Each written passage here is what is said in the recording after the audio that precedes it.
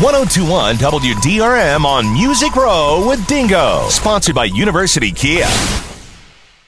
Hey, in country music news, Toby Keith should be a proud father. His oldest daughter, Crystal, just graduated college. Now, this is kind of interesting. He actually made a deal with all of his kids. A couple of them want to get into the singing industry, but he said, I will not help you unless you get a college degree. Crystal just now graduated, and now he's going to keep to his promise and produce her very first album, which they're working on right now. But back in 2004, she was actually had a small taste of it where she did a duet with her father called Mockingbird. Might want to check that out. But now she's well on her way. Not a bad deal to make with your dad. Hey, if you get through school, going to help you with all the recording, the promoting of it, just all the aspects. And Toby, who better to learn from? I know when I graduated college, my dad pretty much said, you're on your own. Good luck. I'm done. Anyway, we wish her the very best. Going to check it out, and hopefully that album will be out soon, and we'll see if she is as talented as her father. For more country music news, of course, you're at WDRM.com. Just go keyword music news.